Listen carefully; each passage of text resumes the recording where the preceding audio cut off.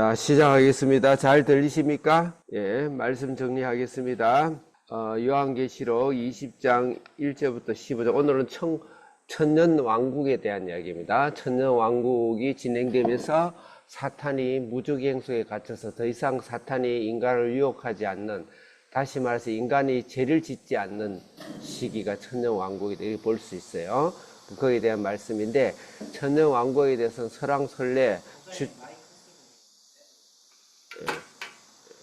설왕설래 주장이 많아요. 그래서 거기에 따라서 요한계시록을 읽는 것이 달라요. 여기에 대해서 전에도 이야기했지만 극단으로 가지 마라. 다 수용해라. 왜 그러냐면은 성경 말씀은 하나의 말씀 1.1에도 변함이 없기 때문에 일단 문자적으로 받아들여야 됩니다. 두 번째로 상징, 요한계시록은 거의 상징이 많죠. 그래서 상징 성도 받아들여야 돼. 두 가지를 다 우리가 적용하고 그렇게 해야지. 극단적으로 가면 안 된다. 그래서 유명한 성 어거스틴의 격언을 좀 우리가 생각해야 돼요. 성 어거스틴은 우리 신앙 안에서, 성경 안에서 본질적인 것은 반드시 일치해야 된다. 본질적인 데서 타협하면 안 됩니다. 교단이 다른 생각을 하면 안 돼요. 그 본질적인 것이라는 것은 예수님을 통해서만 구원을 받아요. 인간의 행위로 구원받을 수 없습니다. 예수님이 죽으시고 보혈과 제물과 나를 대신해서 더 죽으셔서 나의 피값을 대신하신 예수님을 통해서 우리를 구원받는다. 그건 본질이야. 그거는 절대 이거는 타협의 여지가 없어요. 두 번째로는 성부, 성자, 성령. 하나님도 계시고 성자 하나님도 계시고 성령 하나님도 계세요. 그 세 분은 한 분이시고 한 분이 세 분이시고 삼위일체를 부인하면 안 돼요. 그것은 반드시 일치돼야 돼요. 기타 그런 아주 중요한 우리가 기독론에 대해서 삼위일체, 또 우리 예수 구원, 그런 본질적인 데서 일치해야 되고, 그 다음 비본질적인 거에 대해서는 서로 관용해라. 그런 자세가 좋다. 저도 그렇게 생각해요. 비본질적인 것, 신앙이 필요한데 약간 의견 차이가 있을 수 있어요. 비본질적인 것이. 종말론은 비본질적인 것에 속합니다. 이 종말론을 어떻게 믿느냐, 천년 왕국을 믿느냐 안 믿느냐에 따라서 구원을 받고 안 받고는 아니에요. 그렇지만 신앙에 굉장히 깊이 있고 질적인 차이는 나중에 나겠죠. 그렇지만 이 비본질적인 것에 대해서는 관용해야 된다.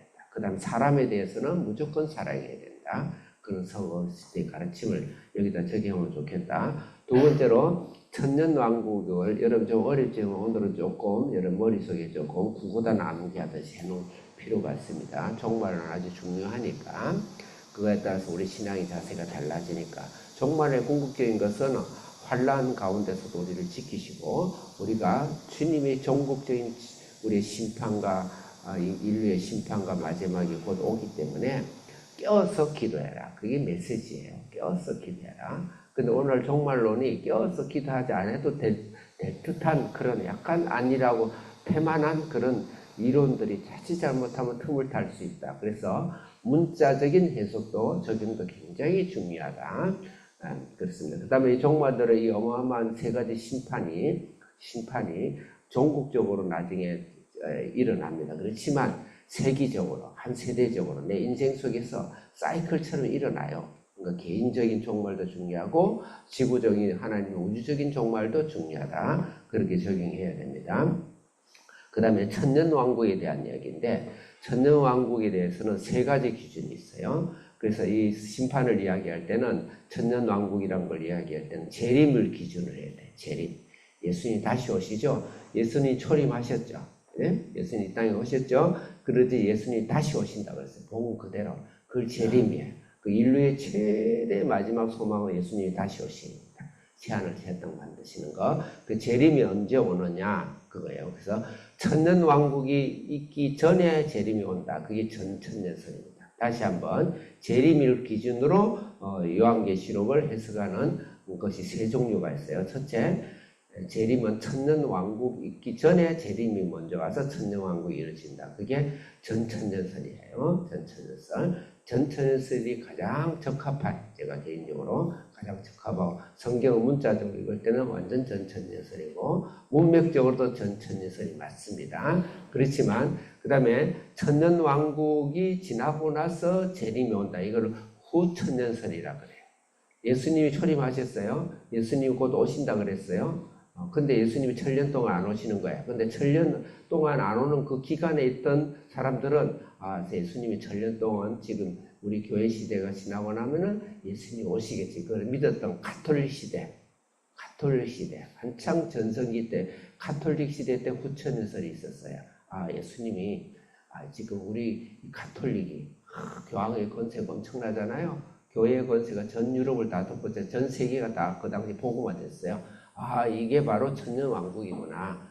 그럼 이것이 때가 차면 완성되면은 예수님이 오시겠구나. 사실 주로 캐톨릭이 썼던 거예요. 근데 천년이 지났어. AD 천년이 지나고 나서 안 오시는 거야. 한 100년 정도는 좀 참아봐야지. 100년, 200년 기다려도 안 오는 거야. 그래서 지금은 후천년설은 연기처럼 꼬리 감춘 거예요. 지금 그 주장하는 사람 거의 없습니다.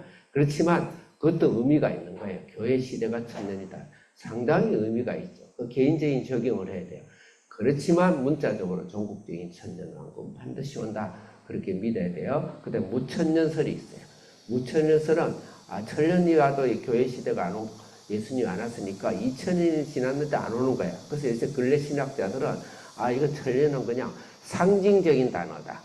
우리 교회에서 이 신앙생활하는 거에 상징적인 거다. 그 상징적이다 보니까 모든 요한계시록을 다 상징으로 다 풀어버리려는 거예요. 굉장히 위험한 사고입니다. 굉장히 위험한 사고예요. 성경을 성경대로 믿는 게 좋고 모르면 잘 모르겠습니다. 캐션 마커. 14만 4천 명 잘 모르겠습니다. 근데 우리가 열심히 예수 믿는 사람이 14만 4천이라고 믿겠습니다. 이래야지. 그렇게 해야 돼요. 그것을 무조건 모든 것을 숫자를 전부 다 상징으로 여기시면 안 됩니다. 하나님 1.1에 예수님도 비유를 하실 때 비유 그 자체야 아무 비유나 쓰지 않으셨어요. 그래서 굉장히 성경 말씀은 존중해야 된다. 그런 의미로. 근데 무천년 주장한 사람은 굉장히 그 아이러니컬해요.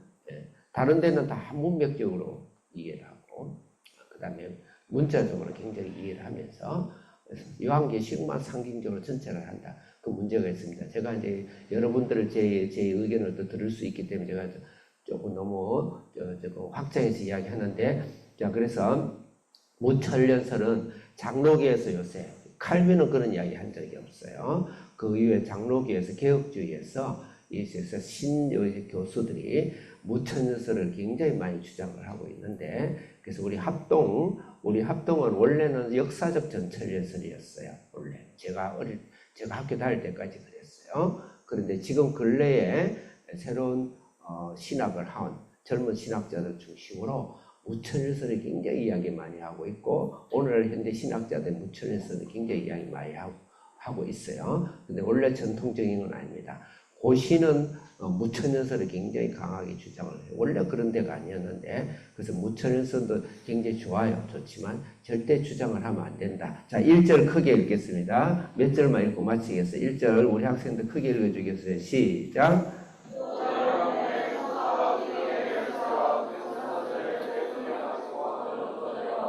여기서 무적행이라는 것은 바닥 밑에 저는 아래 졌자예요. 바닥이 무가 없는, 아예 바닥이 없는 깊고 깊은 갱이에요.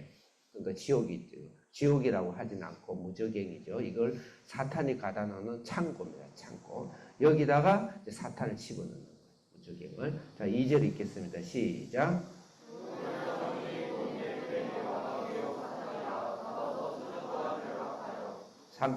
계속 읽겠습니다. 시작.